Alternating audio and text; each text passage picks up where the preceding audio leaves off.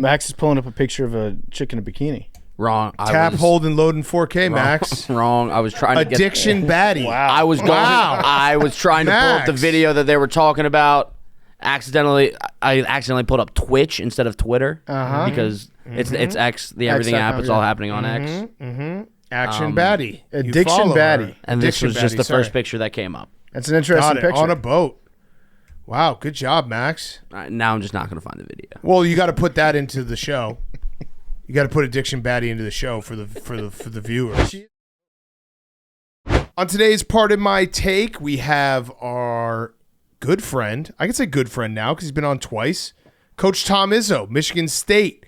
Huge win on Sunday. Little controversy. Also won the Big Ten title outright regular season. So awesome talking to him. It is March. It is Tom Izzo. We also are going to talk some NFL free agency. It is about to open, but we had some huge moves happen over the weekend that we're going to break down. Talk a little college ball, a little NBA, who's back of the week, and we have a Monday reading.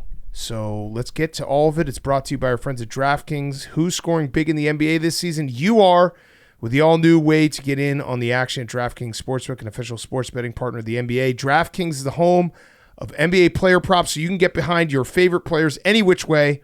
From monster slams to dishing the rock to cleaning the glass, it's super easy for first-timers to get started. Try betting on something simple like picking an NBA player prop. Here's something special for first-timers. New DraftKings customers bet $5, get $150 in bonus bets instantly. Take it to the rack with DraftKings Sportsbook. Every point counts. Download the DraftKings Sportsbook app. Use code TAKE.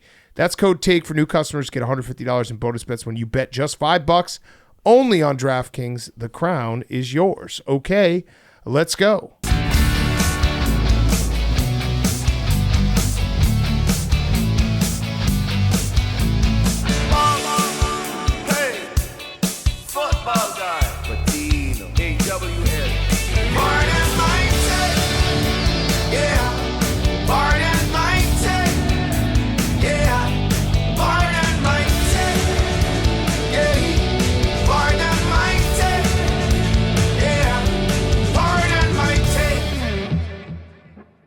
Welcome to Part of My Take, presented by DraftKings. Take it to the rack with DraftKings Sportsbook. Every point counts. Download the DraftKings Sportsbook app.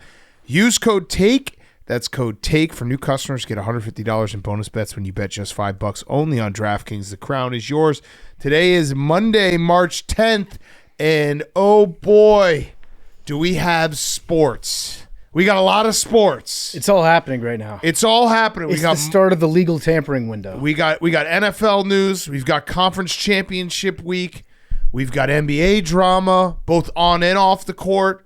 We have sports. A lot of sports. Let's start with NFL because it is the official league. The tampering window has opened, even though there's been a ton of deals.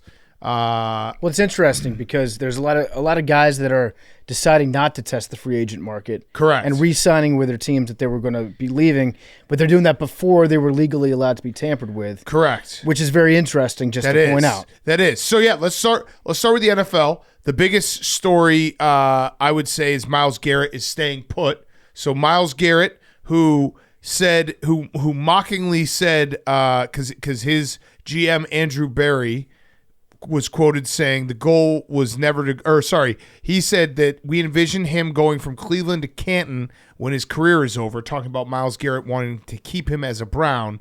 And then Myles Garrett, a couple days after that, said the goal was never to go from Cleveland to Canton. It has always been to compete for and win a Super Bowl. He wanted to go to a championship contender. And then there was a material change to the tune of $123 million guaranteed, 4-year deal averaging $40 million a year. Everybody's got a price. I think the Browns just show that they are committed to winning. Yeah. The Browns football organization is one that they're putting their best foot forward, trying to deliver a championship. And Myles Garrett said, you know what? Now I believe you. Yeah. I think that we're actually going to do it. And step number one towards committing to a championship is to pay Myles Garrett a shitload of money. $123 million guaranteed. That is a lot of money. It is the largest contract for a non-quarterback. It just, listen, we always knew it was always about the price, but this is a good reminder. It's always about the price. It doesn't matter. Anyone can say anything. the money talks, and I think Pete Prisco always says that money over everything. It does not matter, and the money talked here. So he signed this contract on Sunday. Max Crosby had the largest non-quarterback deal that he signed earlier last week, which was 91.5 million guaranteed, 3-year, 106.5 million.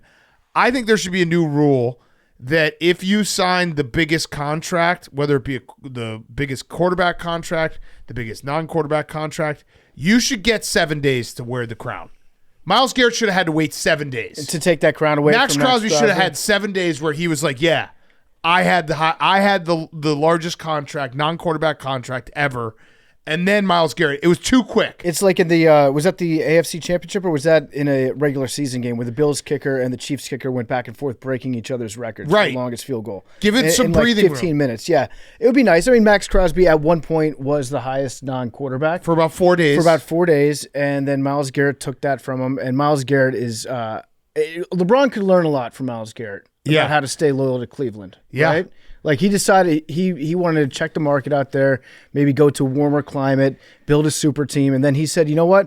I'm not going to break those kids' hearts in Cleveland because they mean something. I want to be here for the city of Cleveland." The losers in all of this, I would say, are the Dallas Cowboys, the Cincinnati Bengals, or anyone who's trying to trade for an edge rusher and has to pay them because the price has gone up. Yeah, Micah Parsons is now going to take that crown. Trey Hendrickson, Jamar Chase, all these guys, the price just keeps going up and up and up, and it does feel like more than ever the better move is to just get the deal done earlier than later, and because the price is just always – when you have a guy like this, and you can put Micah Parsons in that group and Trey Hendrickson and Jamar Chase, like I said, the price is just always going to go up. The cap has gone up significantly.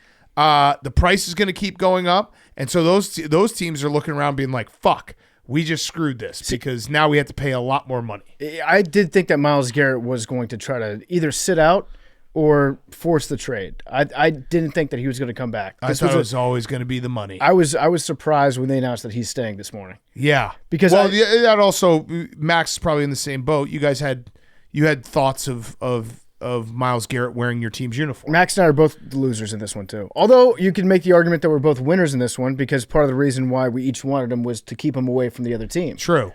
Yeah, I had no problem with that news. Yeah. So congrats on winning this deal, Max. But if you want to trade for Trey Hendrickson, you got to pay him a lot of money now. You're going to have to pay up. You have to pay him a lot of money. For sure, but you won't have to give anything up in terms of the trade. So that's kind of nice. Yes, that's true. And then Josh Jamar Allen, Chase also is going to get, he's and T. Higgins. And then all of them. Josh Allen just broke Deshaun Watson's record for Correct. most guaranteed money. $250 million guaranteed.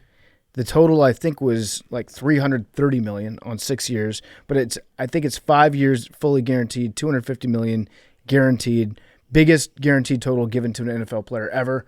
Josh still has not paid us from his second contract that he got. Facts. So he owes us 10% of $250 million guaranteed. He with owes us interest, $25 million guaranteed. To pardon my take. That's a lot of getting excited about Josh Allen. You can buy. Yep. Yeah. Yeah, it is. It's a lot. But this is the Bills did it right because the Bills, Josh Allen, I think per year Dak Prescott is still getting paid more than Josh Allen. But Josh Allen, this was a correction to the fact that, like, hey, he was still under contract for 4 years or something. It wasn't like they needed to give him a new contract. They probably moved some money around, do the cap shit that no one understands. But they're like, let's get this done now, money in hand. And you didn't have to pay him more than Dak Prescott per year. And also, thank you to the Bills for doing that, just that we can keep saying like Dak Prescott actually is the highest paid player in the NFL, because that's funny to say. Right. And we threw around the idea, and this is a loose idea. We're not going to actually enact it, but if AWLs want to enact it and maybe tweeted them, we thought maybe we would throw out there that we're going to stop doing the podcast if Josh Allen doesn't pay us the 10% that he said he would pay us. Yeah, because otherwise we're looking like schmucks here. Right. So if people want to tweet him and just be like, hey, the fate of Pardon My Take is in Josh Allen's hands, which are very big hands, by the way, that'd be fine. Yeah. That's totally fine. I'm not going to tell people what to do. I'm willing to say that we won't put out a podcast. I'm not willing to not put out the podcast, but I'm willing to say that publicly that we will we will cease. So those are big news. Then we had Geno Smith getting traded to the Raiders. Yeah. So Geno Smith gets traded to the Raiders for a 3rd-round pick. Reunited with Pete Carroll. Felt like I mean, we knew this from when they gave Geno Smith that new contract a couple years ago, and it was basically, this is the season where we should put this PSA out there. Don't ever believe whatever the newsbreakers tweet in terms of years and money, because they're just getting that directly from the agent. About 50 minutes later, you'll find out what the actual deal is. And Geno Smith, when he signed his new contract with the Seahawks, and we found out afterwards that it was essentially like a 1-year deal, I think, that they could cut him. Yeah, every contract at the most is really 2 years. Yeah. So, so they were never all the way in on Geno. Geno's all the way in on Geno. Geno thinks he deserves a lot of money, which, I mean, I think he's a pretty good quarterback. You can do a lot worse than Geno Smith. But now he's on the Raiders. Did you hear the rumor that the Raiders initially, I think it was the Seahawks initially wanted to trade Geno Smith and DK for Max Crosby, which that would have been crazy. That would be a wild trade. Trades like that never happen in the NFL. Yeah, there was also a tweet that someone had from Combine Week that was on a plane, and he was like, I just watched Pete Carroll walk up to John Schneider. I bet you they're trying to talk about Geno Smith getting traded. And it was like 2 weeks ago. Trying to spot, do the thing where they saw like the Dallas Mavericks and the Lakers talking in a coffee shop. Yeah. Be like, this is the origin. This is the origin. When it all went down. Did Pete Carroll and Geno Smith, are we qualifying that as like a reunion that everybody's wanted to see? I mean, it definitely was. The Geno Smith's career was saved by Pete Carroll.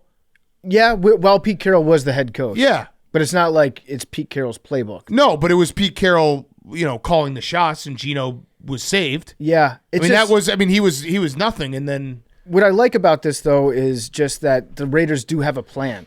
Yeah. Whereas last year, it felt like they got into midsummer. They're like, oh, fuck, we don't really have... we don't have a quarterback. We've got 2 backup quarterbacks. Yeah. But now they have one. Now the Seahawks. Do the Seahawks have a plan? Seahawks then traded DK Metcalf to the Steelers. Credit to you, PFT. You were talking about it on Friday. I just wanted to see it bad. DK and George Pickens together is going to be fantastic.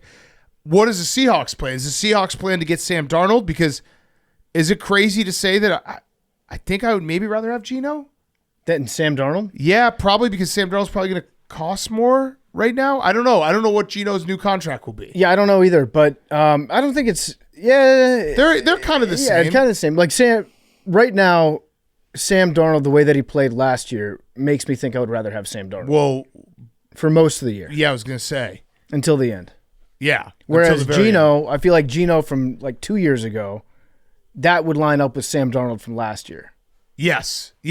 But it's the musical chairs, and then there was a rumor that Aaron Rodgers looks like the Giants, but then there was a rumor that the Vikings could be interested in Aaron Rodgers, which I think we all are rooting for. Well, Actually, I'm not, because I don't want to have to play Aaron Rodgers, but it would be funny just for the Favre story arc. Yeah, the Brett Favre career. But yeah, the musical chairs are very interesting right now with Geno going to the Raiders and now another Sam Darnold, because we thought the Seahawks weren't going to be a Sam Darnold destination. Mm-hmm. Now it feels like Seahawks, Steelers possibly still.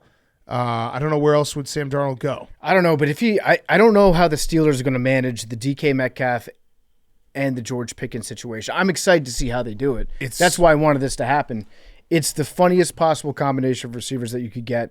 I would almost just say run it back with Justin Fields and Russ Wilson and just give one of those guys their own quarterback. Deep balls to – I mean, they are – with DK and George Pickens, they're basically building the whole plane out of just crazy go routes. Yeah, just crazy. Just fucking run. Just 2 freaks on the outside. Just run as fast as you can down the field. You can't double both the freaks. No, you can double one of them. I want it so bad. I want them to. I'm afraid they're going to try to trade George Pickens. Also, they both wear number 14. Yes. So I'm excited to see how they resolve that one. That should just be a battle royale. Also, Sam Darnold wears number 14. Oh. So we could just have maybe like college rules. Everyone wears 14. Also, DK Metcalf, another reminder of which you don't even remind people. The Myles Garrett, it's always about the money. DK did say he wanted to go somewhere warm. Mm-hmm. Pittsburgh, not known for its tropical weather. Well, that's interesting you brought that up because I looked it up. It is warmer than Seattle. Okay. On the average. So in terms of weather in Seattle, we got in football months, 67 degrees, 59 degrees, 51 degrees, 46 degrees. In Pittsburgh, it's 78 degrees, 65 degrees, 53 degrees, 43 degrees. Okay. So every football month besides December in the regular season, it's actually warmer in Pittsburgh. Okay. So he's going to get warm. So he is going to get warm. What are you looking at me, Max? You got to look? Hank? I got nothing. I didn't mean to give a look. All the big. It feels like I was reading. I think Albert Breer had an article. He pulled the league and the quote was that this free agent class is trash. Trash. Because a lot of these guys, Myles Garrett, I know he wasn't going to be a free agent, but like a lot of these guys are re-signing. Like Ronnie Stanley signed with the Ravens. Obviously, there's been a franchise tag on T. Higgins. There's been a franchise tag on who is Trey Smith, right? Mm-hmm. So that was what I heard. It was trash. I mean, what wide receivers out there? Davante Adams now a Ram. He's a Ram. He wanted to go someplace warmer too, I think. Yeah. I think he said he wanted to play on the West Coast. That also might mean that Aaron Rodgers could be washed. It also because Davante Adams, wouldn't you think he would be like, "Oh, I'm going to wait to see where Rodgers goes," and he's like, "No, I'd actually rather just go with Stafford." There's a good chance that Aaron Rodgers just wasn't around his phone this whole weekend. That's so Davante's true. like, "Hey, I'm trying to make my decision. If we could speed this up," and Aaron was in a tree stump somewhere in Portland, Oregon. Yeah, that might be. Yeah, they hit a little gnome knock on the door, be like, "Hey, Davante's trying to reach you." He's like, "No, it's fine. So go wherever I go." Davante taking over Cooper Kupp's role. Am I crazy to think that he's going to be pretty good on the Rams? Yeah, he's going to be very good on the Rams. I feel like that's a great place for him to be. Yeah, no, that was a huge signing for the Rams. Who are the Chargers going to get? The Chargers, Shane is very upset. The Chargers have a lot of cap space, and they don't have anyone. I'm trying to think who else. What other big... Oh, Tommy DeVito re-signed with the Giants. Congrats to the Giants. Zach Bond with the Eagles. That was big, Max. Like, that's the thing is a lot of these guys are staying with their teams and getting paid because I think the problem is the cap goes up. The cap went up significantly. Everyone can afford to keep their guys. Yeah. Zach Ertz back to the Commanders. Zach Ertz. Daniel Jones Deciding between Minnesota and Indianapolis and possibly Pittsburgh. Are you just throwing Pittsburgh in? I just threw Pittsburgh I feel in. like Pittsburgh, they might not know what's going to happen. All they know is that Mike Tomlin, this is actually a little bit different from Mike's normal MO, which is to draft insane wide receivers. Yep.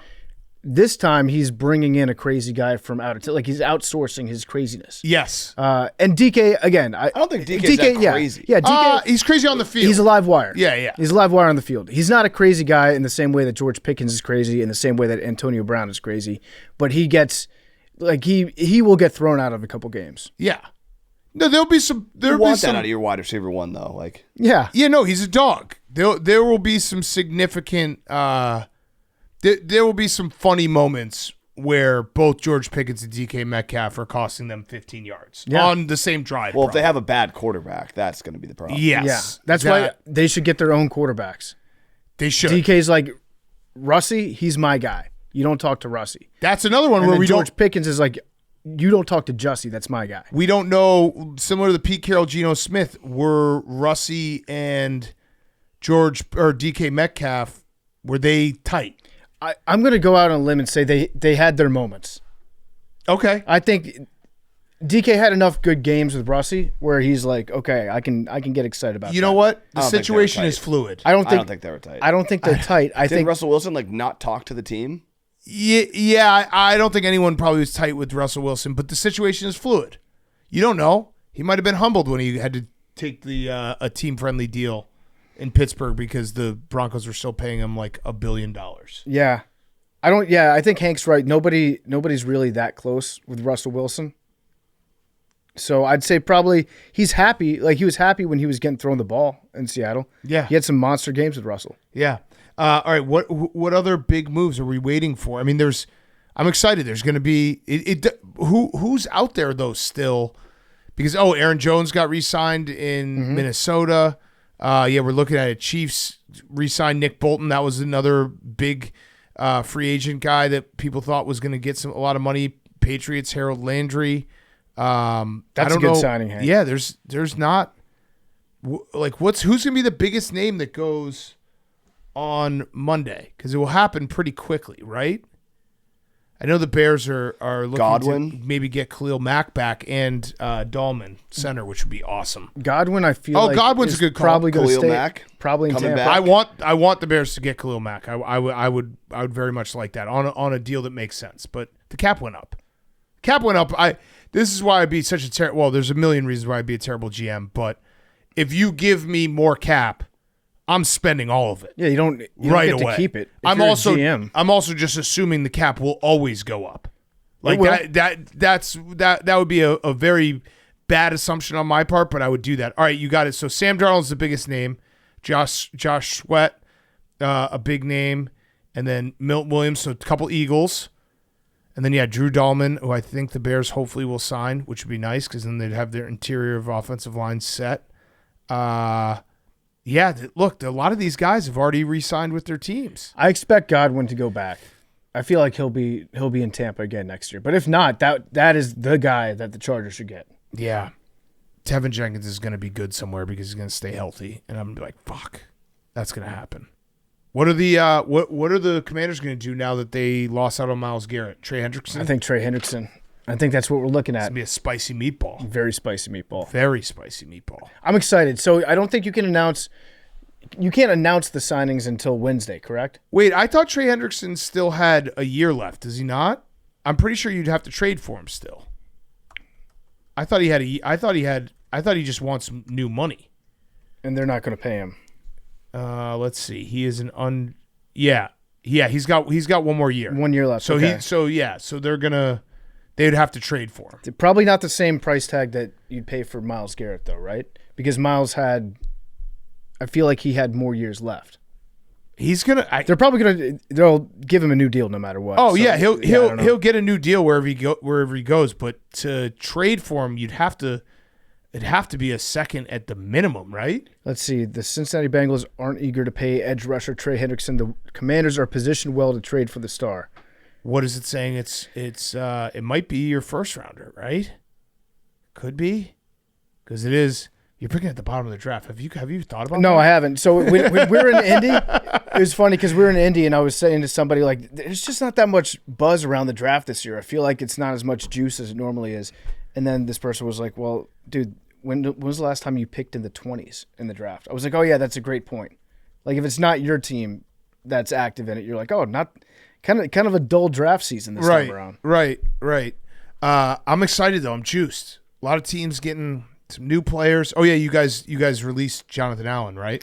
Yes, we tried to find a spot to trade him. How'd you feel about that? So Jonathan Allen, I like Jonathan Allen a lot. He played on some really shitty teams, and he played very well on some really shitty teams.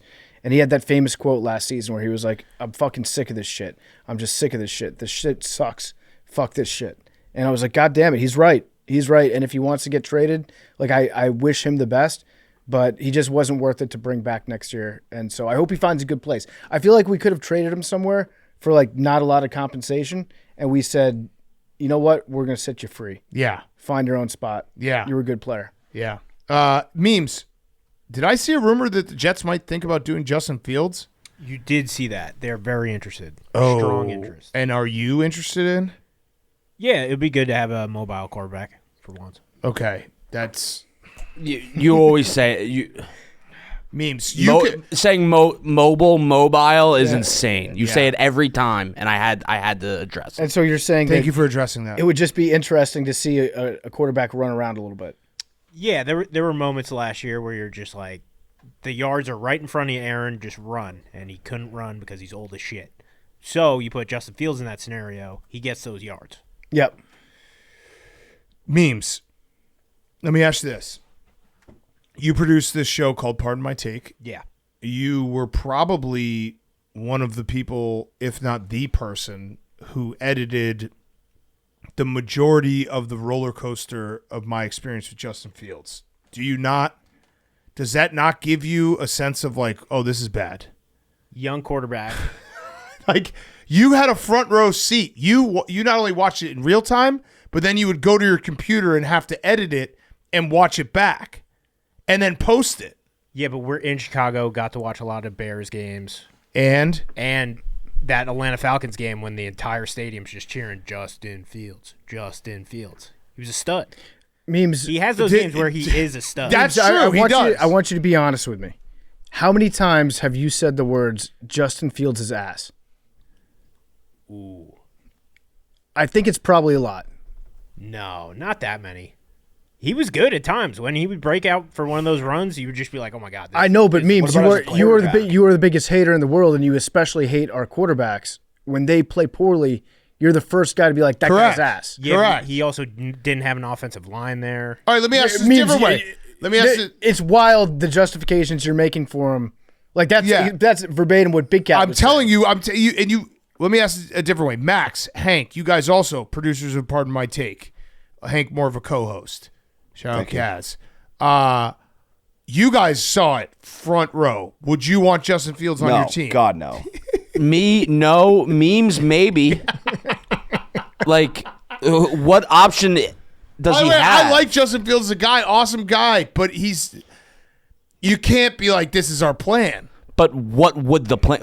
Sam Darnold. Daniel But everyone's Jones. saying Sam Darnold. Not everyone. Aaron Rodgers. Daniel Jones. I think I would rather have Justin Fields and bring back Aaron Rodgers. He can run. It actually wouldn't be the worst idea Daniel if the Jones is Jets. fast. What? No, hear me out. He's faster. Yeah. What if the Jets signed Aaron Rodgers and it was kind of like you got divorced, you moved out, and then you started dating again? Like, oh man, I really like this person. If you love something, set it free. Roy McIlroy. Yeah. Why not? Memes. But what if Justin Fields has that redemption arc like Sam Darnold did with the Jets? And then we go But it's the undefeated. Jets. Your team sucks too, Hank. Whoa. It's a fair point. Also, could be a good rebuilding quarterback. Could be a bridge quarterback. Yep. Bridge. Like could be Bridge a good enough quarterback. quarterback to be bad next year to get a good quarterback. I mean, this is where we start to look at the most impactful free agent being Jameis Winston. Yes. Well, James Why is isn't stuck. his name out there? He'd be awesome in Seattle. Yeah, he would. He'd be doesn't awesome in He Pittsburgh. doesn't get enough in-person meetings. Do you think Once you talk to him. Jameis throwing to DK and George Pickens, that would be This is all right. So if Jameis Winston went to the Pittsburgh Steelers, I'm going to make an executive decision right now, and you guys have no choice but to follow along. But you could also tell me I'm crazy. If Jameis Winston is quarterbacking for the Pittsburgh Steelers and DK Metcalf and George Pickens are on the Pittsburgh Steelers, the Pittsburgh Steelers are playing every game in the middle TV next year. yeah. Like that's with sound, every single game. I'm down. Jameis Winston is the antidote to the Pittsburgh Steelers' offensive struggles, whatever disease they have in Pittsburgh.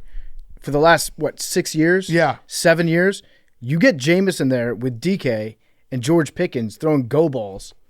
It's a different team. God damn the it. vibes are different. Also, Hard Knocks. Do it. Can we please get Hard Knocks in Pittsburgh? Do it. They made the playoffs. Fuck. Yeah. Stupid Hard Knocks rules. So who's eligible for Hard Knocks right now? It's teams that did not make the playoffs and don't have a first-year head coach. Okay, so that would be the Dallas Cowboys. Seahawks. No, first-year head coach. The Seahawks. Seahawks. The Giants. This is some good podcasting. Giants will we're definitely doing not right now. let them do Titans.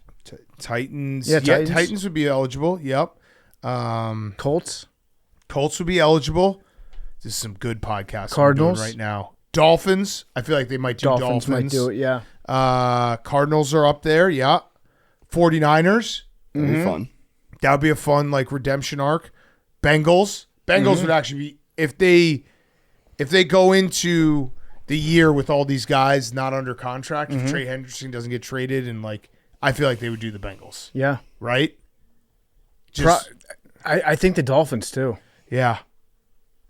We're guessing Hard Knocks. I completely forgot that Do we the miss Steelers football? made the playoffs. Yes, we do. We do very deeply. I told you guys the other day it was a moment of weakness, but we were talking about. I think we were talking about the weather and the calendar year, and I said that I just need what March Madness is one of my favorite times of the year, and then as soon as March Madness ends, it's almost football. Yeah. That's how my brain works. Well, because March Where Madness. I'm like, well, summer's in front of us, and then it's football. Here's how it goes. March Madness ends, then there's the Masters, which means that it's getting warm. Yeah, And then after the Masters, you got the draft, which is football season. pretty much my entire point was that I love life in the calendar year from March 1st till the end of the Super Bowl. Yeah. So it's pretty much from the end of the Super Bowl till March 1st. I'm like, this fucking sucks. February. It's Life trash. sucks.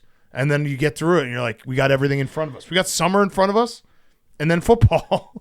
I think football season starts after the draft because then you got rookie mini camps, True. you got OTAs, True. You got some other stuff going on, you got piss tests. Yeah. Okay, we're going to talk some other sports real quick, but before we do that, No Bull. If you're going to work out, you've got to try out No Bull footwear. Best shoes, the most comfortable for both in the gym and on the go. We love No Bull. We love the shoes. Shoes are super, super comfortable. Hank, your boy, has invested heavily, Tom Brady. So No Bull is an awesome athletic wear, awesome shoes. Our friend Mike Rapoli.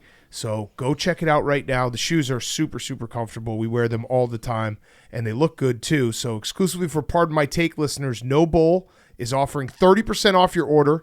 Visit nobullproject.com/PMT for 30% off your entire order. This is a great deal. You get some new shoes, get some new gear, 30% off. That's www.nobullproject, project.com/PMT for 30% off. nobullproject.com/PMT for 30% off. Do it now and get some awesome gear. Okay, other sports.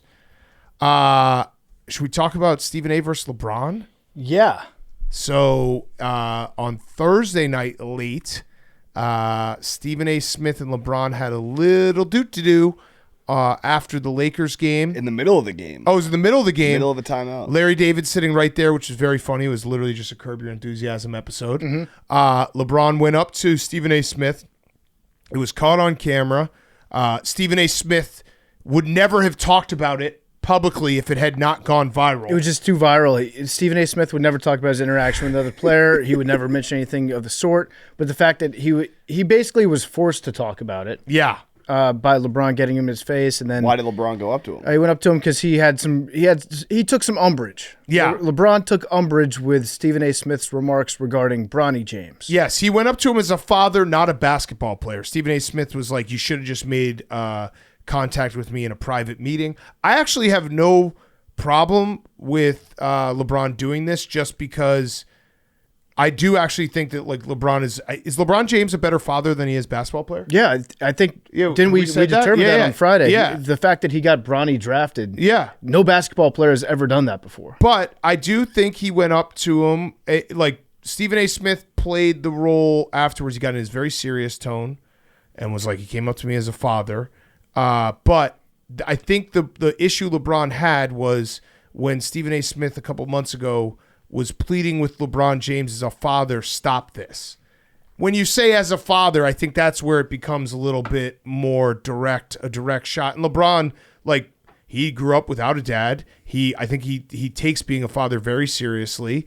Obviously, you have to talk about Bronny, and you can say, like, hey, Bronny shouldn't be in the NBA. This is crazy. But saying LeBron James as a father, stop this, that probably pissed LeBron off. And I would understand LeBron being like, hey, don't do that. It was Stephen A. Smith saying that, like, LeBron James is not being a good dad. Right. Essentially, by getting, when I think he's actually being the best dad ever by getting his son an NBA contract. Correct. That he shouldn't be getting. Correct. So, like, in a weird way, I do think the whole situation, and I've maintained this, Bronny is the big loser in this. Bronny's not a loser, but he's the big loser in this, in the fact that he's been put in a situation where he's talked about in this way, and like Stephen A. Smith is going on First Take and talking about LeBron as a father. That sucks. This probably sucks for him. He probably wishes in a weird alternate world that he could be on an NBA roster that isn't with his dad on it, and people are talking about him as a player and not him as LeBron's side project. The only way for LeBron to win this interaction is if he flexes the remainder of his muscle in the NBA, and he says, fuck it, we're drafting Stephen A. Smith. Yeah. And I'm gonna force Stephen A. to get some minutes in the NBA and just watch him get swatted into oblivion. That's a great idea. How awesome would that be? That's a great LeBron, idea. if you want to get back at him, this is the best way to do it. Yeah. But Hank, did you have a problem with LeBron doing it? No, and Bronny's been playing good in the D League, but it's also LeBron. Like everyone was G League. Sorry. That's LeBron's gonna come up to you and talk to you about that. everyone resurfaced a tweet of LeBron Correct. from last year, which is just him Ridiculous. saying lightweight hilarious is funny, but he was like, yeah, I'm watching League Pass and Bronny's better than a lot of these cats. It's lightweight hilarious. That was a bad tweet.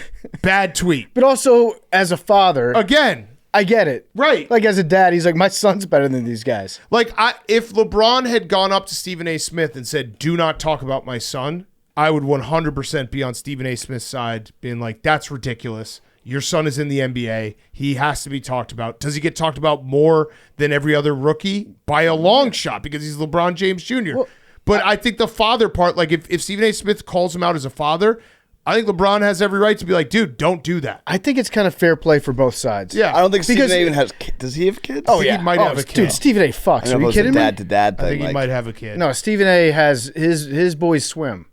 Yeah. Yeah. He's a confirmed sex haver. But I think it's fine for Stephen A. Smith. Like, LeBron, you got your son drafted to be on your team. Probably shouldn't be in the league. He's not that great. He's not really playing Still- on. He's Yeah. playing in the G League. Still, right? Yeah. still a great dad move, but also part of what goes with that. Correct. You should have at some point thought Stephen A. Smith is going to have some thoughts. Right. The scrutiny's fair until you say stop this as a father. That's where it's like, hey, dude, what are you talking about? He's a pretty fucking good dad. I'm defending LeBron again. I think Stephen A. Smith was like, you're forcing me to talk about your son. Yeah.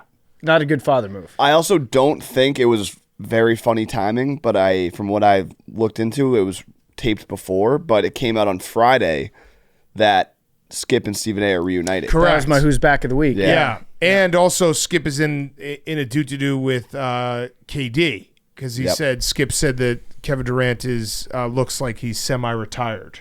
Yeah, he said, then KD came back at him and said, we're both washed. Skip. Congrats. Yeah. Okay. We also had Jokic have the first ever 30-20-20. Just insane. Insane. It's crazy. It was overtime, but it doesn't matter. He's so good. It looked so easy for him out there, too. Everything was in slow motion. He was doing the crazy passes where only he knows where the ball is going to go. Yep. And he knows it like 2 passes in advance. And he still doesn't look like he's really enjoying himself that much. And then after the game, did you see SVP got the exclusive interview with Joker after the game? And SVP was like all of us. He was fucking pumped because we've never seen that before.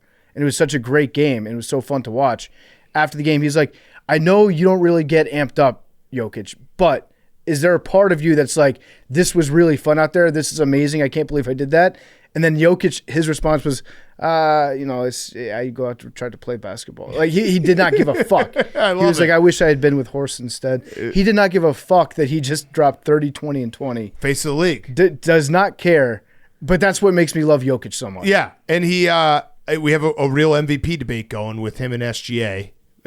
People are choosing sides and diminishing. We on this show would never diminish anyone in any kind of postseason award debate. That's crazy, but it's a good debate. We're having it, and it's the classic voter fatigue versus best team in the league, OKC. I think it's going to be having the debate. It's going to be SGA. I think. I think so too. But I think voter fatigue. But if I had a matters. vote, you go to Jokic. I would vote for Jokic too. Probably every year until he retires. He's so fucking good. He's so goddamn good, and he basically just he runs everything. He's the point guard. He's the center. He's everything. Okay, college basketball. It's March. Do we have any thoughts from this weekend? I saw NC State fired their coach off of a Final Four appearance. Everyone was like, how can you do this? Maybe because it was the flukiest Final Four. No, I mean, it was an incredible run. No, nothing to take away from NC State. But if Virginia had fouled up 3 in the ACC tournament, he would have been fired last year. It's Keats. still kind of weird. Still kind of shocking that after a team goes on that run, they fire their coach. Yeah. But, like, fans don't care. No. Fans forget. We forget about that shit within a month. Yeah. Very quick. Also, we had Cal drop some bars. I don't know if you saw. He said, everyone put us in a coffin. They forgot the nails. Mm-hmm. I like that one. I like that one a lot. The Omaha St. Thomas game, they're not scoring points. They just have started the second half and they're not scoring points. Sorry to yell Would this about be how many in a row? Would this be? 16. We had the craziest win ever on Saturday for the Kentucky, Missouri. I was at a birthday party, Climb Zone. I had all the dads huddled around an iPad it trickled around Climb Zone that like the 14-0 man was in the building trying to go 15-0. And it was like a whole scene of people just being like, "Whoa, shit, is it going to happen?" How did the wives feel about it? My wife wasn't there, so she didn't know, so that was good. Listen, were there any wives huddled around in the? No, there were not. A 6-year-old birthday party. Any parent can back me up here. When you go to a birthday party, it's you just let your kid go. They just had the fucking time of their life. It was an arcade Climb Zone, laser tag. They were having the best time ever. They didn't even know it. Like, kids go to birthday parties and they're just like, "See ya." Yeah, they fucking love it. Yeah. What percentage of kids' birthday parties at a trampoline park end with everybody uninjured? 100% health. I don't know about uninjured, but there's always tears. Yeah. We survived without tears, which it would have been my tears if that over didn't hit. But we survived without tears. That's good. Yeah. And it's March. We're conference tournament week. Also, the Auburn-Alabama game was awesome. Awesome. That was such a fun game to watch. Huge win for Alabama. Nate Oates was riling up the crowd. He was afterwards. feeling himself a little bit, yeah. Auburn fans were getting upset about that. I mean, Bruce Pearl does do some antics as well. I think it's fair on both sides. There was some litter that was thrown. Yeah, they were throwing. So I think University of Tennessee fans broke into the arena and they threw trash on the court. Yes, but it's the best March, and I also the Badgers had the worst loss ever. I've downgraded my expectations. That's a shame. Yeah, no, thanks, Hank. I've downgraded my expectations. They'll be back. It's bad. We go on a little run into the conference tournament. They'll be back. Nah. I had a moment during the Duke UNC game, and I've talked about not caring as much about Duke over the years, and obviously it started with Caleb back in the day, but they did the celebrities in the crowd during that game, and it was Belichick first, and then Drake May, and I was like, yeah, and I was like, shit. But You think they talk to each other? Definitely. You think so? Yeah, Belichick. I mean, spending time with Gruden, it's an insight into a true football guy's mind, which Belichick is as well. Like, they're just talking X's and O's. You know that he's just there. Like, he could talk to any football player and just talk about their film or whatever it may be. Mm-hmm. You know Belichick's watching Drake May. You know that he doesn't take his personal feelings with the Patriots when he's talking to a player. Like, they can just talk ball. Yeah. And that goes for any football player with any coach ever. Without Belichick, Drake May would not be there. True. Just a fact. That's a good point. Did you feel like were you rubbing it in like any UNC fans' faces? Do you get pleasure out of beating them in a down year? No. Yeah, UNC's in trouble. UNC's in a lot of trouble. It was a good game. They fought hard. Yeah, they had them on the ropes for a second. Duke's is really, really good. Okay. Anything else? People were giving online. I saw there was a clip of a UNC fan crying in the stands after, and they caught her mouth saying, "At least they tried really hard." Yeah, I saw that. And people were giving her shit, which I don't. Oh, what was that? I don't know. Max is finding something. Max is pulling up a picture of a chick in a bikini. Wrong. Hold, and load in 4K, Max. Wrong. I was trying to Addiction baddie. Wow. I was trying to pull up the video that they were talking about. I accidentally pulled up Twitch instead of Twitter because it's X. The everything app. It's all happening on X. Action baddie. Addiction baddie. And this was just the first picture that came up. That's an interesting picture. On a boat. Wow, good job, Max. Now I'm just not going to find the video. Well, you got to put that into the show. You got to put Addiction Baddie into the show for the viewers. She is on a boat, isn't she? Please subscribe to the YouTube. Yeah, we'll add Addiction Baddie to the show. Shout out everyone who punched a ticket to the dance. Drake, big win. They deserved it to be in anyway. High Point. Yep. I think Lipscomb got in. This is the best time of year. It's conference tournament week, so we'll have someone on to talk some conference tourney week. Maybe our friend Stanford Steve. But yeah, I love this. I love these 2 weeks. Sunbelt finals or semifinals on right now. JMU looks like they're probably going to lose to Troy. A lot of time left. Don't feel great about the spot I'm in right now. Same. You remember last year though? Yeah, that was fun. That was so fun. Yeah. All right. God, I need points so bad. I need points. Have you been betting or fading? Nothing. Do we believe him, Max? We believe him.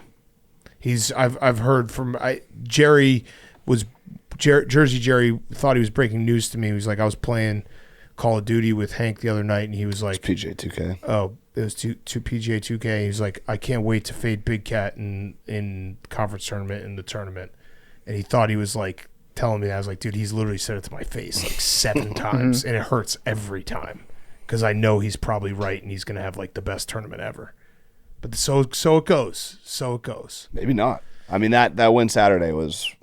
Yeah, God touched me. Something. Yeah, God, might be God something was, else going God was on on my side. God was on my side. We'll see how this game is dead. I'm dead. All right, let's do Who's Back of the Week. Who's Back of the Week is brought to you by Truly. Truly Unruly is the first high ABV hard seltzer that actually tastes good. Truly Unruly is a hard seltzer that breaks all the rules, drinks light, parties hard. With 8% ABV, it hits hard but still tastes amazing. It's the official hard seltzer, pardon my take. Find Truly Unruly at a store near you or visit trulyhardseltzer.com. It was 60 degrees in Chicago today. We had the clocks change. We got some light late in the afternoon.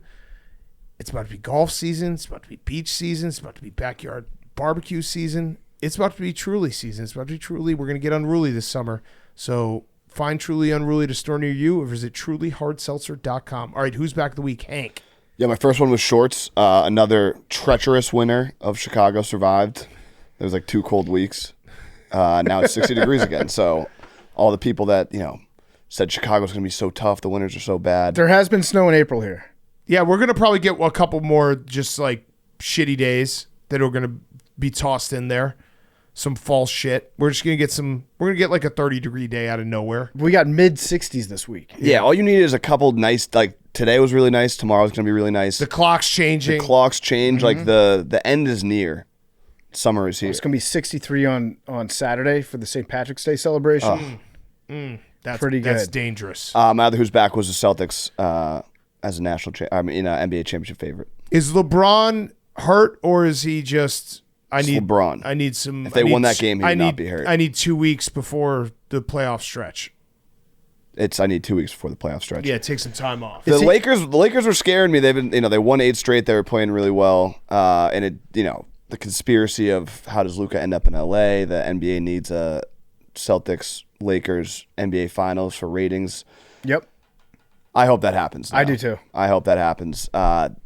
The Celtics love Luka. They love hating Luka. They love D'ing him up and showing the world that he's not as good as people says he is. Showed it again last night. Al Horford, 40 plus, maybe not 40 plus, but he's so old. D'ing up LeBron, D'ing up Luka. It was just a beautiful sight to see, and with no Porzingis. Yeah, he had Luka locked up pretty good on a couple things I saw, where Luka was just traveling all over the gym. He was taking like 7 steps. And he got kneed in the face on that Al Horford dunk. Yeah, he got pickpocketed on one end, kneed in the face on the other. It was just... You're having the time of your life. So you're calling him out. You're calling LeBron out. Yeah, I was a little... There was a little bit of concern with like LeBron, Luka, team of destiny. Could this be the team that beats the Celtics? No. But you want to play him now. Yeah. So you're rooting for the Lakers in the playoffs. Mm-hmm. Okay. I like that. Yeah, I put 2 futures because obviously Celtics are such heavy favorites, but I did Celtics to beat the Nuggets in the finals and Celtics to beat the Lakers in the finals. Are the Celtics have any chance at the 1 seed or no? No. Okay. So that's... I think they're probably 6 or 7 back. Cavs don't lose. It's crazy. Cavs are really good. Yeah. They're 7.5 back. Yeah, the Cavs are awesome. A really good team. You're not scared of them? I'm a little concerned, but we're the champs. You got to beat the champs to be the champs. Okay. Can't be scared of a team that hasn't done it. Okay. PFT, your Who's Back of the Week? Yeah, my Who's Back of the Week is Skip and Stephen A. Yeah. Skip and Stephen A have reunited. They're back together. They taped an episode of, I believe it was Skip's podcast, right? Which if you had asked me whose podcast would it be, I would say probably Stephen A. Right. Great booking by Skip to get Stephen A to go on his show. Maybe the LeBron thing had something to do with that. Maybe Skip saw LeBron and Stephen A yelling at each other, and Skip was like, "Come talk to me about this, my son." Like this is friendly territory for you to get all the feelings off your chest about LeBron. But I'm pretty sure that was what I was hoping.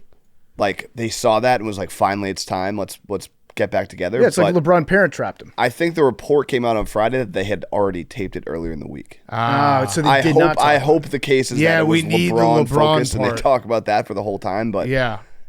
I'm pretty sure that the report came out Friday that they taped earlier in the week and the LeBron thing happened late Thursday night. I mean, if they taped and then that happened, Skip Skip had to call up Stephen A. and be like, we need to do like an appendix to this. Yeah. We need to do like another segment because this is going to be what people tune in for. Yeah.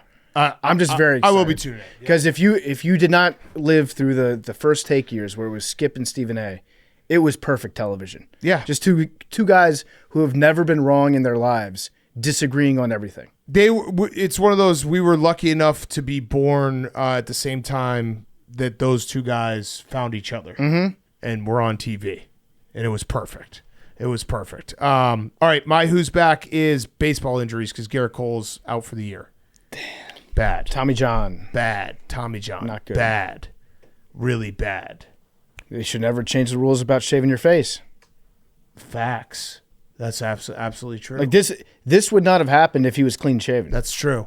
That's your face. Your face is connected to your shoulder, To your elbow. your elbow, without a doubt. Max, what do you get? Oh, Giancarlo also may have season-ending surgery. See, I'm telling you, it all went downhill. Shit. Oh my God. The second- Oh yeah, Jalen Brunson got hurt too. Fuck. Second guys grow a beard. That's bad. They got St. John's basketball though. Max, are you excited for your Phils? Yeah, I don't know. Okay. Just say birds. They're Just say birds, Max. Yeah, birds. The Phils are getting older. I mean, I'm going to be excited for opening day. We'll see how we do, but I don't have the highest of hopes for the Phils season this Got year. it. Got it. Also, National Sports Podcast. Ovi scored again. Oh yeah. So what is he? 10 away? Empty netter at the end. I think he's single 9 digits. I think he's 9 away. He's 886 right now. Damn. Yeah, single Getting digits. there. It was an open netter, but it was also from center ice, backhander off the boards. So it was a sick goal. That is sick. And also, if you're a hater that says, boo, boo, boo, boo, too many empty netters, another empty netter for Ovi, you have to be winning the game to score an empty netter. Yeah. So that's pretty good. Also, National Sports Podcast, the NHL trade deadline, Brad Marchand trade to the Panthers. Tough. Very sad. Very, very sad. Again, not a diehard Bruins fan, but You're a puckhead, I'm a puckhead in the playoffs, and so you won't be doing puck that this was year. the very, very. It's tough that he went to the Panthers. Like that hurt. It's tough to get over our rivals, hated rivals, and truly the final person of someone who won a championship for Boston when I was still in high school, last player on any of the teams. So it's sad day for young Hank. And he Young wanted to Hank. stick around, too. Yeah, it sounds like the Bruins fucked it all up. Like, I know that you're not supposed to pay a guy based on what he's done for the team. But some guys, But you like should. a centerpiece like that, I feel like he wasn't even asking them to break the bank, right? He said, I'll come down. I think he had a face-to-face meeting with him. Said, I'll bring my request down. If you can meet me in the middle, we'll make something happen. I don't want to play anywhere else. And they said, okay, we'll talk about it. Pack your bags. Go to Florida. Yeah. All right. Should we get to our interview with Coach Tom Izzo? Awesome interview. Part of my take is sponsored by BetterHelp. Let's talk numbers. Traditional in-person therapy can cost anywhere from $100 to $250 per session. That adds up fast. But with BetterHelp Online Therapy, you can save on average up to 50% per session. And this month, BetterHelp is giving you the biggest discount on starting therapy that we've ever offered on this show. 90% off your first week. Guys, don't miss this. Therapy should feel accessible, not like a luxury. With online therapy, you can get quality care at a price that makes sense. It can help you with anything from anxiety to everyday stress. With over 30,000 therapists, BetterHelp is the world's largest online therapy platform, having served over 5 million people globally. It's convenient, too. You can join a session with a click of a button, helping you fit therapy into your busy life. Your well-being is worth it. Visit BetterHelp.com/PMT today to get 90% off your first week. That's BetterHelp, HELP.com/PMT. Coach Izzo is also brought to you by our great friends over at Chime. That's right, Chime's back. When you open a Chime checking account, you're one step closer to a better financial future. No maintenance fees, fee-free overdraft up to $200, or getting paid up to 2 days early with direct deposit. Making progress has never been easier than it has with Chime.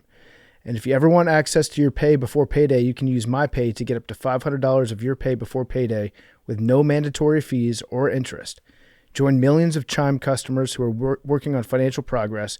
A Chime checking account helps you make progress with fee-free overdraft up to $200, and to date, Chime has spotted members over $30 billion. Make progress towards a better financial future with Chime. Open your account in 2 minutes at chime.com/PMT. That's chime.com/PMT. Chime feels like progress. Banking services and debit card provided by the Bancorp N.A. or Stride Bank N.A. members FDIC. Spot me eligibility requirements and overdraft limits apply. Fees apply at out-of-network ATMs. MyPay eligibility requirements apply. Credit limits range $20 to $500. $2 fee applies to get funds instantly. Chime checking account required. Go to chime.com/disclosures for details. And now here's Coach Tom Izzo. Okay, we now welcome on a very, very, very special guest. He is March. He is coming off a record-tying 11th Big Ten title. Incredible run that his Michigan State Spartans are on right now. It is head coach Tom Izzo. Coach, first of all, congrats on the title. I know you got more work to do, but I wanted to start with that because I know we got to talk about what happens when a team stands on a logo and what goes on with that. But I want to talk with your team and how they're playing right now. Like 3 weeks ago, you guys were 19-5. You were lost 3 of 4. You had a gauntlet coming up at the end of the Big Ten schedule. You ripped off 7 straight wins to finish 26-5, win the Big Ten outright. What changed, and how are we here right now where you guys are looking prime for a deep run in March? Well, to be honest with you guys, my staff did an unbelievable job. I mean, we spent a lot of time. We felt like, we've got a good team, but it's not a talent-laden team. And so we started working together more. We became very good defensively. We just couldn't make a shot from 3. We were shooting it good. We're getting to the line. We're making free throws. We're scoring 80 points a game. And I said, if we ever make some threes, we could be really good. Well, we got a little better. Now we're making threes. And, we're still maintaining our defensive stuff. I think the players and my staff did an unbelievable job. And I'm got along for the ride. Coach, that's too humble. Yeah, you. This might be one of your best coaching jobs that you've ever done this year, considering where you came to the season, what the expectations were, and then how you guys are playing. I also just love the voice right now. Your voice sounds like March basketball. Are you going to take a couple days off? Are you putting yourself on like a word count for the next couple days, try to gain that back? Guys, the only time I lose my voice is when I don't sleep. And I haven't had a lot of sleep lately, as you can tell by how I look.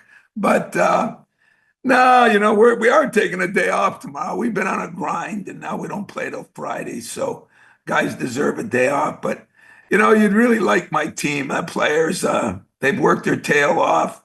They've been selfless. They've sacrificed for each other. And it's kind of a good team to cheer for, and yet we still make our mistakes. We have our times when we don't take care of the ball, or we kind of go through these little stretches, and so we got to try to correct that this week. Yeah. I mean, today was the big win against Michigan. You guys had already wrapped up the Big Ten title, so obviously you're playing for your seniors, but the effort was there, and you guys killed Michigan. We had a little dupe to do at the end of the game with some Michigan players standing on the logo when seniors are going to kiss the floor, and Trey Holloman took it in under his own hands. I got to start with Trey. He was made in an Izzo factory. How do you always get these guys? He's a dog.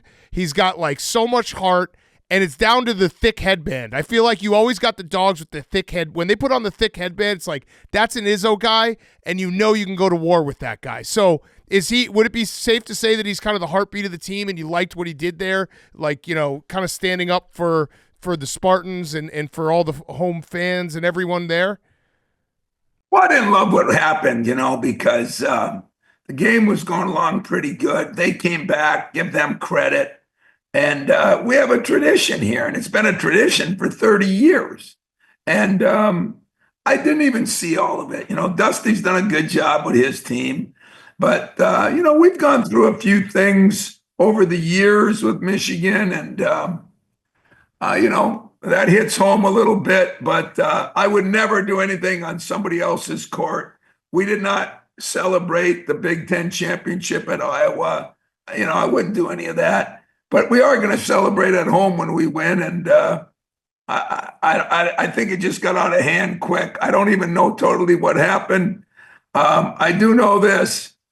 our guys are kind of trained by the guys before them, not by me. Mm-hmm. You know, when Mateen Cleaves comes back, or Steve Smith is there, or even back to Magic Johnson. I mean, Draymond Green. I mean, the rivalry is a rivalry. I mean, you're not supposed to love your rival, but you're supposed to respect them. And I felt like, Trey was sticking up for not only his teammates, but all the players that have come before him that got a chance on this special day to kiss the S and kind of symbolize, what we are here. You know, we're not flashy and this and that.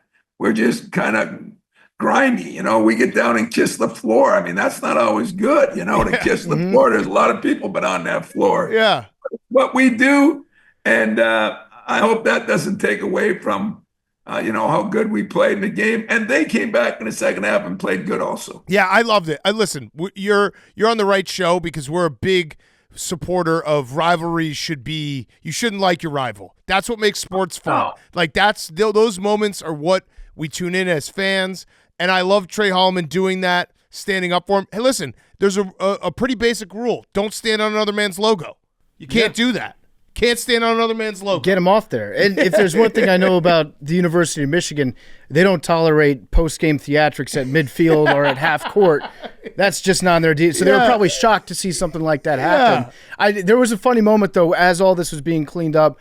You had your arm around Dusty May. He had his arm around you. You guys were talking to each other. What was said? Were you explaining to him? Because I don't think that Dusty knew about the tradition. Were you letting him know, hey, Dusty, this is what we do when we win at the end of the season?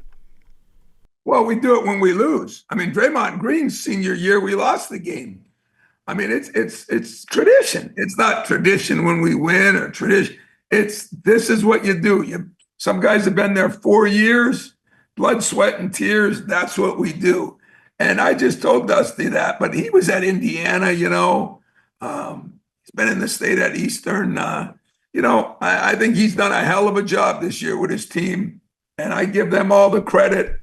But let's be real here. Nobody is disrupting us from kissing the ass. Yeah. Mm-hmm. Yeah. Can't do it. We had 15,000 people and probably 600,000 living alums watching for that moment. And we would have done it if they would have beat us. Yeah. This isn't just about winning, guys. Draymond Green lost that game to Ohio State. I think we had one or two other guys. But that was devastating. They hit a last-second shot, beat us by one, and Draymond, we had to live that. He had to kiss the S on a loss. So it's not something we do as front runners. We do it because it's who we are, what we are. It was started by Sean Respert. It was reinvented by Mateen Cleaves. Those are two of the greatest players that ever played here, and it's going to continue, hopefully, the rest of my life, but definitely as long as I'm head coach, it's going to continue. I got a question about that because I learned something today because we were trying to get you on this afternoon, and you had your mother in attendance, and she's 99 years old, and it dawned on me with those genetics.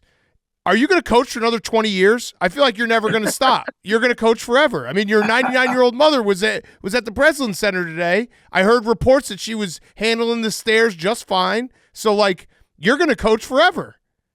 Well, I got 29 years to catch her, so who knows, But I tell you guys, it was a thrill of mine. I have my family there, my grandchild there, my 99-year-old mother, and a lot of former players came back. And like I said, Michigan and Michigan State this year, rivalries aren't rivalries if both teams aren't good. Right. Mm-hmm. That's another thing about rivalries. You don't have a rivalry. I mean, my first 3 years here, I couldn't call it a rivalry. We got beat by 20 every night. Right. And then we went on a stretch where we did a lot of the beating. Yeah. And, then John Beilein came along and we, I think, had a very tough rivalry, but a very respectful rivalry. But knowing you guys the way you are there at Barstools, I would probably figure that you'd like us to drop the gloves and have a big hockey fist fight in the middle of the court. Full line brawl. I know. I would appreciate that. That wouldn't go over big for me, but I guess once in a while I understand how you guys feel. Yes. We love rivalries. We love bad blood. Have you ever kissed the S? By the way, it's kissing the S, not kissing ass. Yeah, are you an ass kisser? It did definitely sound like the first time you said it, kissing ass. And I've done that a lot in my career.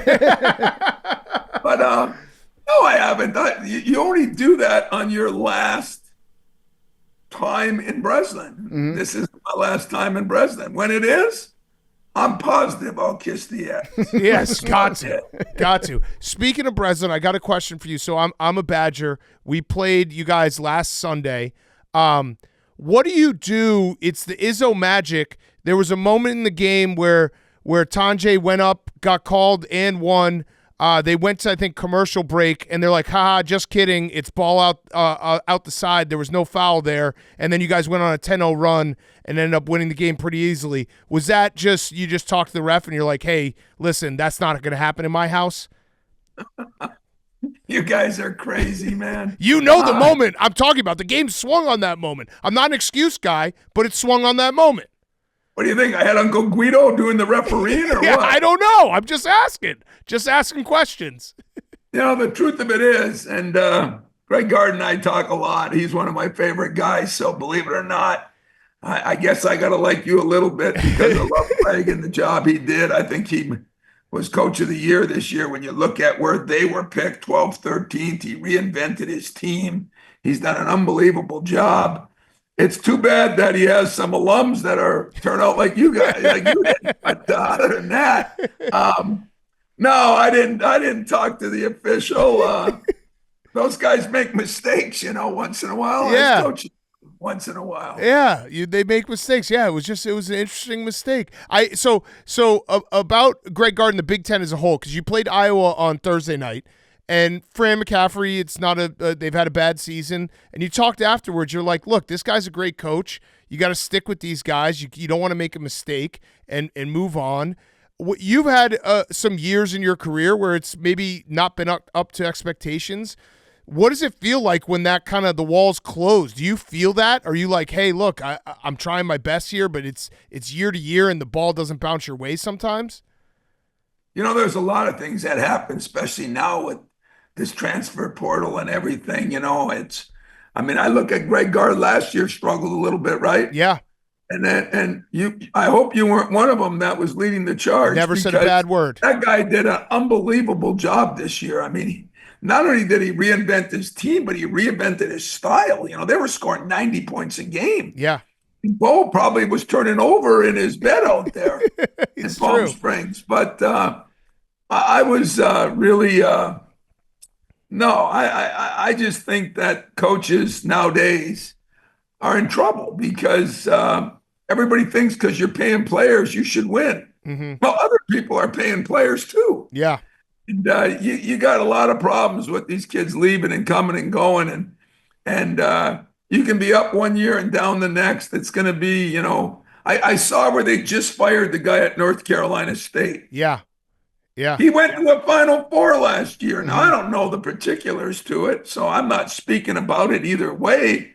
But, there's administrators out there that are crazy too. It's not just coaches that are crazy. There's administrators that are crazy too. Yeah. Mm-hmm. It feels like the whole college sports, the pressure has just been ramped up even more in terms of urgency and just like win now.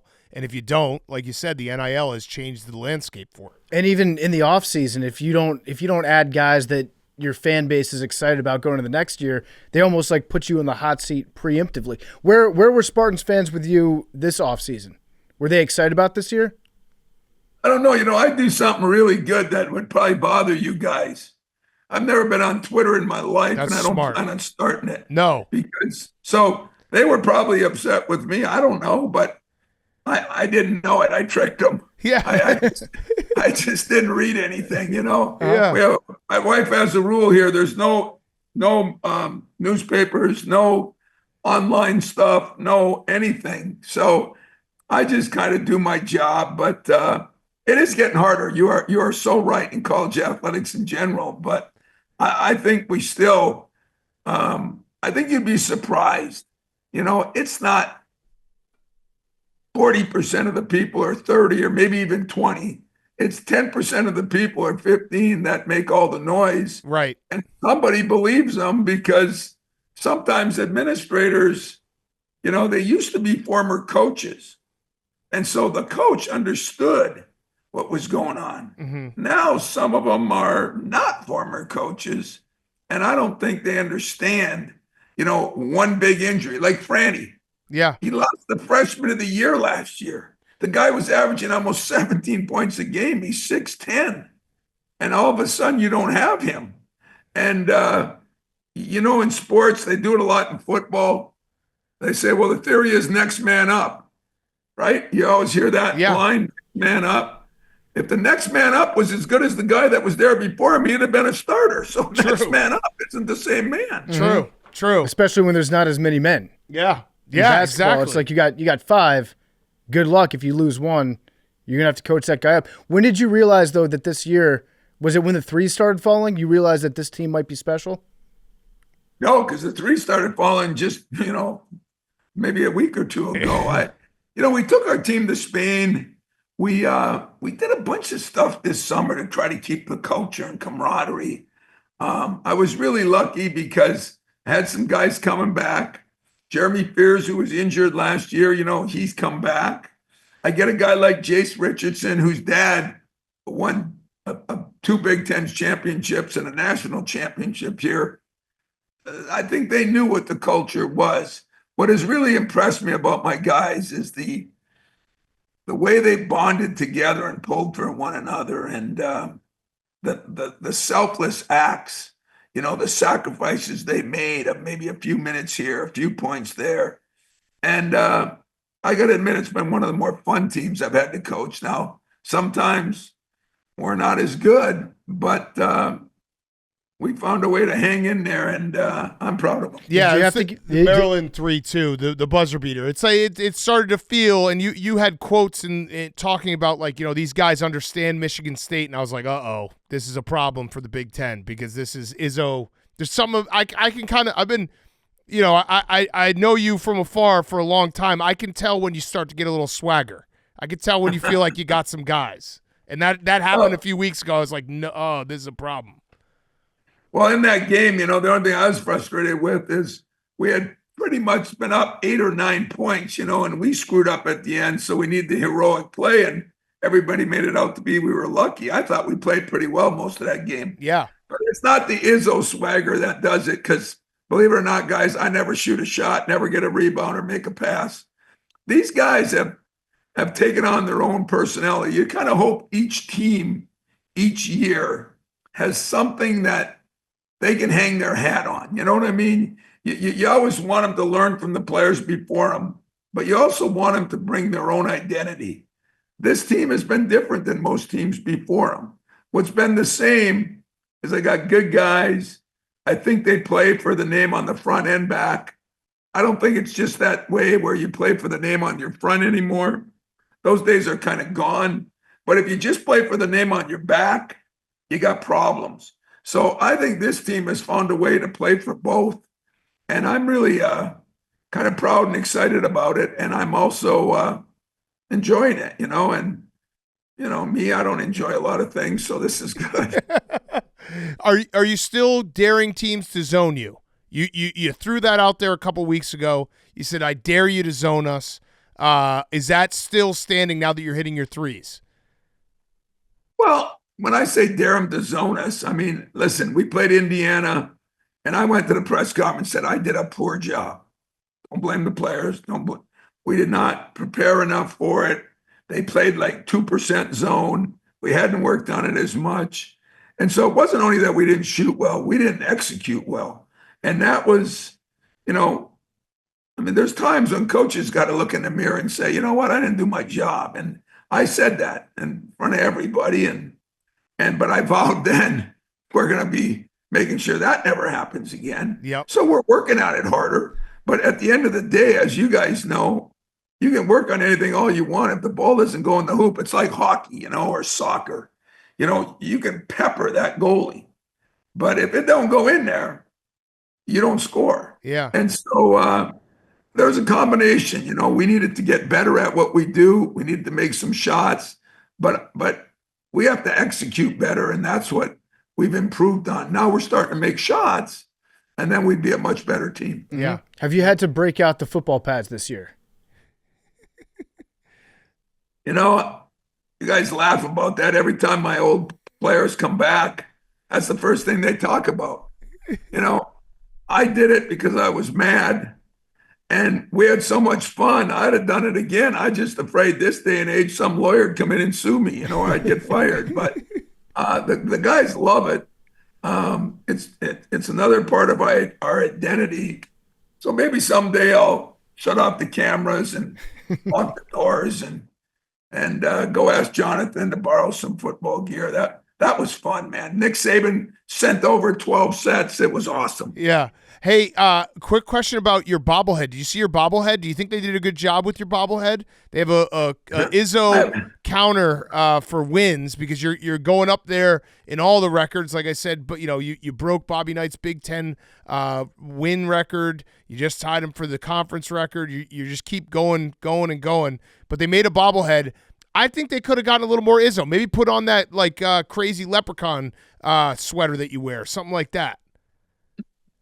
No, I don't look at my bobblehead. I haven't seen my bobblehead, and I'm sure it's not. I'm sure it's not very good. You know, my bobblehead doesn't have to be that big. I'm not that tall, so I don't know what the bobblehead is. But I keep saying I don't win those games. The players win those games, and I mean that. I mean that from the bottom of my heart. And but I also,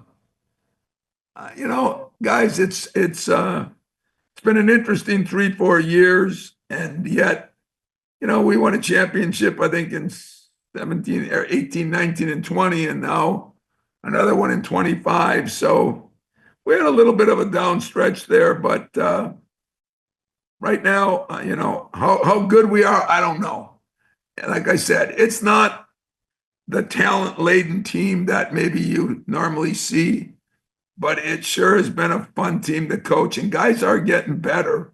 And I think they believe in each other, and they play for each other. Yeah. Can't get better than that. How much importance do you put on the tournament now, on the conference tournament? Is this something where it means a lot to you? It would mean a lot to the program if you guys won the whole thing? Or is it, let's just go out there, let's work on some stuff, we'll try to win, but if we don't win, it's not the end of the world? Yeah, I don't think I'd ever admit that, but the truth of the matter is, winning the regular season is so important to me because it's that 20-game stretch, and you get lucky or unlucky in 3 games, and you might be in or out here. But I still think it's important because it teaches you how to play when it's one and done time. In other words, if you lose Friday, you're done. And so that's where we had a stretch today. We didn't play very well. And that's the first thing I told our guys. Hey, guys, if this happens in the NCAA tournament or the Big Ten tournament and you go down, you're out. It's not, you just get another chance. So those will be things we'll be working on this week. So it's still important to me, but it doesn't supersede the 20-game grind that we just went through. Yeah. All right, Coach, I got one last question. This has been so much fun. We love having you on. We appreciate you giving us some time. Rowback question, RHOBACK.com. Promo code TAKE, 20% off your first purchase. Q-zips, polos, hoodies, joggers, shorts. Rowback.com, promo code TAKE. It's actually a 2-part. Slow down, man. I can't even understand you. Slow down. It's a 2-part question because can you sit up for a second? I want to see the Positive Vibes Only sweatshirt. It looks awesome. Wait, let me get that in frame. See if you can get it in frame. I want to get there we go. Positive Vibes Only. I love that you're wearing that. I don't know if you, I would imagine in when you're preseason and you're coaching the guys tough, you're probably not like, hey guys, positive vibes only. That's all we're going to do. I don't know if that matches your style. You could tell me if I'm wrong. You don't seem like a total positive vibes only guy. Yeah, you're probably right about that, but boy, it's hard not to be positive when you just went through this 20, game grind and we won the Big Ten championship outright. So at least for tonight, by tomorrow we'll be back to dog eat dog. But tonight we're into the positive vibes. I like that. So my last question, last question. You've been coaching for 30 years. You've seen it all. You've been in all these tournament settings. Do you kind of relish getting into March Madness, into the big dance, knowing that you have a little bit of an edge because you have seen it all, and that quick turnaround, that's what I love about the tournament, where it's like you play Thursday, you play Saturday. The coaching staffs players make the plays. You've said it a million times, but the coaching staffs do matter because you have such a little prep time for the opponent. It could be a team you never seen, style you never seen. Do you feel extra confident, though, going in being like, look, I've seen it all. I know how to coach on 24 hours. I know how to get my team ready quickly on a quick turnaround. Honestly, I would say that's one thing that I'll give my staffs credit of over the years. I think we have had enough experience in the 8 Final Fours and the things we've done that quick turnarounds are a key. So I feel really comfortable that we'll have our teams prepared, but you still got to play well. But I think the experience, even for a player, experience matters, and I think experience matters in that respect as far as preparing them, but you still got to play the game. Yeah, Mm-hmm. yeah. How are we feeling about the talk of expanding the tournament? I know that they said that they might look to add 8 teams, 16 teams. There's all these plans out there for the future. Where do you stand as a coach? Yeah, I was involved in a lot of things. I was on a lot of committees, but this last couple of things that have happened, I've kind of just decided I care about the game a lot. I work for a guy who loved the game. I mean, he cared more about how the game went sometimes than our own team. But I would say this, I'm not really putting enough time in to figure out what's right. I hope they do what's right for basketball and what's right for the players in the game and not just for money or something else. I hope it's, the best interest of basketball. And I don't know what that would be until I really sat down and observed it. But right now, there's some younger coaches out there that I really respect that are on some of these committees that I think will fight those fights. And in the meantime, I'm going to just, they want my opinion, I'd give my opinion. And you're going to say, well, what's your opinion? I worry if they expand it too much. We have already it's tough because we have Cinderella. Football doesn't have Cinderella. Everybody that's in there. I mean, I've been beaten by a 15. Right. My good friend Tony Bennett, was beaten by a 16. I mean, it happens. In football, that will never happen because that team will never be in there. So the more you expand it, the more those kind of things happen, which you guys all like the first day. Right. But TV doesn't like it the second round. No. Mm-hmm. No. So it's always fun and exciting for you guys. And meanwhile, I'm sitting home ready to, whatever. And well said. But I do respect the little guys too, because I was a Division II guy to start with. And I have great respect for Cinderella. I have great respect for what VCU did back when Shaka was there. I was pulling for him. But now that I'm on this side, it's scary. We faced Middle Tennessee State, for example, and we were really good. And Denzel Valentine and I thought I had a team make it to a Final Four, and we were, I think, one in the country defensively. I think they shot 58% in the field and 54% from the three. Right. I mean, they just beat us, and that was kind of bone crushing, Yeah. So I don't know what I hope for. I don't want it to be too watered down, and yet I want everybody to get a chance that deserves a chance. Yeah. Good answer. All right, Coach. Thank you. Rest that voice. And you are very humble, but incredible year, incredible team, and we're excited to watch you guys in March. Well, the only person who'd be more excited than you two that I did come on is my son, because he spends all the time watching you guys. So clean your act up, do a good job, talk good about everybody, be positive. Yep. I'll see you guys later. Positive vibes sometimes. Positive vibes sometimes. Then it's dog eat dog. Yeah. All right. There you go. Thank you, Coach. Appreciate it so much. Guys. Take care. Tom Izzo is brought to you by Proper 12. You've heard of the Irish exit. You slide out of the bar or the party without saying goodbye to anyone, slipping away quietly. This St. Patrick's Day, Proper 12 is celebrating a new trend, the Irish entrance. The Irish entrance is what happens when you show up and bring the energy with great vibes and a bottle of proper number 12 Irish whiskey. The party starts with the Irish entrance and simply wouldn't be a proper Irish entrance without proper 12. The original rich and smooth proper number 12 Irish whiskey is a delicious blend of golden grain and single malt. Triple distilled, aged 4 years in bourbon barrels because anything else just wouldn't be proper. It's great straight, on the rocks, or in your favorite whiskey cocktail. Make your Irish entrance this St. Patrick's Day with proper number 12 Irish whiskey. Make your entrance on St. Paddy's Day with proper number 12 Irish whiskey. All right, let's wrap up. We got a Monday reading. This one was sent to memes. Good am I the asshole question on Reddit. What is this? Have you not read this? I'm just looking at this picture of Izzo you posted. Oh, yeah. Positive vibes only. He looks like he's a Sith hostage. Lord. Yeah. Looks like a hostage. A good rule of thumb is if you're posting something to Am I the Asshole? Yeah. You're usually an asshole. Yeah. All right, so this one is, am I the asshole for letting a neighbor pack lunch for me? My wife used to pack lunch for me, but I noticed a while back that she stopped making lunch like she used to. Already, bad start. Before she would get creative with it, take her time, try new recipes, put little special touches here and there.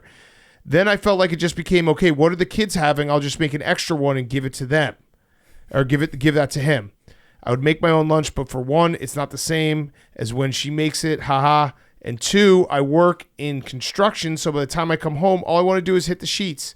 And all the places to get lunch near the construction site are expensive, so I'd rather just bring something from home. So I brought it up to her one day, and we talked about it, and she told me that she had so many things to do in a day that she didn't have as much time to put her energy into making my lunches like she used to. Seems reasonable. It also seems like the lunch might be a metaphor for something else in this relationship. Yeah, well, it's so far we've learned that this guy is mad that his lunch wasn't made well, and also when he gets home, he goes right to bed. And also, she spends more time making the kids' lunches than she does making his lunch. Yes. God damn it, you got to make technical free throws. You have to make technical free throws. That's a sidebar. But I could see that she genuinely felt bad because I noticed the next few lunches were more polished than the previous ones, and I appreciate her so much for trying that when the quality of the lunches started to go down again. I didn't even have the heart to complain. Wow. Fast forward, I have a day off, so my wife drags me to a Bible study that was being hosted at a neighbor's house. The food was so good that I kept going back for more. After my third plate, the woman who had made the food and I started talking. Basically, she told me that she was flattered that I liked her food so much and that she was training to be a chef and that she had more food that she would like me to try out. I told her that that would be perfect because I always am looking for different things to try, and whatever food she made, I could just pick up in the morning and take with me to lunch. Okay. So you're asking your neighbor now to Female. make you lunch every day. Does that also entail like you going over to her house Yes. first thing in the morning? Well, yes, and good question. Picking the lunch up? Yes, we exchanged information. The next day, she sent me an address to her home, which turned out to be right on the way to work. Wow. And not too far from the construction site. So that's where I've been getting lunch for the past few days. This does seem like a big metaphor. Yeah. Like my wife, it was great when we first got married. The lunch was fantastic. But my neighbor, She would do special tricks, and it would be, try something new all the time. A lot of variety there. Then it got stale. kids showed up. But then I met my neighbor, and man, she makes a fucking hot lunch. Yeah. And met her at Bible study. So you know there's nothing there. Right. He's hitting all the cliches. I told my wife that she didn't have to make lunch for me anymore, and she didn't say anything until today. She said she thought I was getting lunch from the store, and I said that I don't see why that matters where I'm getting it from. She said she doesn't want me to pick up lunch from there anymore. I told her she was being unreasonable for no reason. We had a big argument a few hours ago, and she's still mad. Am I the asshole? I really don't see what the problem is. She doesn't have to worry about taking time out of her day to make lunch for me, and I'm getting quality lunches again. How is this not a win-win for everybody? I'm confused. This guy's the most guy brain ever. It's just lunch, baby. He's just quintessential guy. Like, well, I like special lunches. You didn't make me special lunches. I found special lunches. Win-win. There's no difference between me getting the lunch from my neighbor and me buying it at the store. There's no difference. It's somebody else made it. Why don't you get upset if I go to Wendy's during the day? All right. Edit. I know what you guys are implying, but it can't be because she thinks I'm cheating. I told her that she can literally check my hours when I arrive at work. I have to clock in. If I was going over to her place to cheat, I would be clocking in late unless you come fast. Yeah. Check my location. Yeah. Edit 2, to clarify. 1, I complained once, but after I saw how bad she felt, I didn't complain again and quietly kept eating the lunch she made. Good guy. Hero. Good guy. 2, stop making it seem like I intentionally went out looking for another woman to make me food. She's a chef. She saw that I enjoyed her food and came up to me and offered. Again, she's a chef in training. Obviously, she wants people to try out her food. Please stop making it seem like it's more than that because it's not. I love my wife. She's a chef.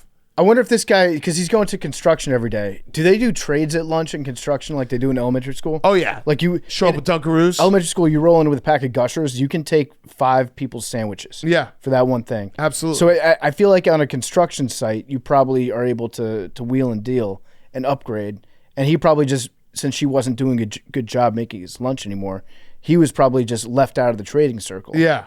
Yeah. And at 3, well, basically, it seems like it's unanimous that I'm the asshole, but I really can't. He must have just been getting roasted. Mm-hmm. But I really came here hoping to find out why, and no one really explained to me why it's wrong for me to eat food that a chef offered to me, especially since my wife has already said in that she's usually too busy to make lunch the way she used to. I thought this would be easier on her and let her have more time in her day to focus on other things, but somehow I wind up the bad guy, shaking my head. Thank you for all the responses, but I think I'm going to keep eating at the chef's house. I can't stress enough. This dude is just like, he has the most like caveman brain. I like that his whole point of view is, I thought you'd appreciate it. Yeah. I thought that I'm doing this for us. No one is telling me why this is bad. I'm doing it for us, babe. I thought you'd be happy that I was going over to her house every morning and picking up food. Here's a reason it might be why. Your overstressed wife who's busy taking care of your kids maybe doesn't love the fact that you love the food that your hot neighbor is making for you. And maybe because she was still going out of her way to make you lunch every day. Yeah. Your wife was making you lunch every day. And it just wasn't up to your standard. It wasn't special enough. It wasn't like it used to be. Yeah. I editorialized hot, but we all agree this chef is hot. Oh, for sure. Bible study chef, hot. For sure. And she's also like, she is definitely unhappy in her marriage if she's making lunch for a random construction dude. Yeah. Does her husband know that? No. How would this guy feel if he came home and there was another guy that was just mowing his lawn? A construction dude is pulling up to his house every morning being like, where's my food? He's pulling up. He's got his hard hat on. Oh. He looks like a village person, maybe just only wearing the vest. Probably got some sick tattoos. Edit 4, last edit. Wow. She locked the bedroom door, so I guess I'll be here reading responses from time to time until I fall asleep. How did I get here? I love this dude. I kind of agree with him. I love this dude. It's just lunch. If this dude wants to come on, we can have his back and just be like, dude, we still don't understand it. That food, like, yeah, it's just lunch. Why didn't she make you special? She doesn't put the treats in there anymore. Win-win. This is crazy. She's by the way, she's training to be a chef. Could mean a lot of things. Oh, yeah. It could just mean like she likes cooking food. Yeah. And it's been her dream. Like when she was a kid, she saw a movie about a chef and she's like, oh, that'd be fun. Yeah. And she just thought about it for a couple years. Or she could actually be in school. My guess is that she just enjoys cooking. Yeah. And the guy's like, she's training to be a chef, man. She's trained to be a chef and that she's someday going to just be like making food for the whole Bible study. Or all the boys on the construction site. I hope she's an inspiring like food TikToker. Yeah. Like she has like 500 followers on TikTok and like is really trying to blow up her page. Yeah. Yeah. That would be great. I love this dude though. What a meathead. Absolute meathead. All right. Good show, boys. Great 2 weeks coming up. Memes, welcome back. Woo. Numbers? 3. 33. 8. 3 has never been pulled, memes? Not here. Okay. I gotta pick a new number. I go 60. You guys go first. 99 pug. 51. 21. Shane, do you want to do 15 seconds on the Chargers? Go. Did we already start? Yeah. Yeah. Oh, okay. You have 5. Bad so 4. far. Very disappointed. Upset. Give me one name you want. Fast. Davante Adams. I don't know who's available. Chris Justin Godwin. Jefferson. Okay. Okay. All right. All right. Justin Jefferson. Good call. 56. 3. Memes, you're not going to get this, so I don't know why you say cool if you're I not did. gonna-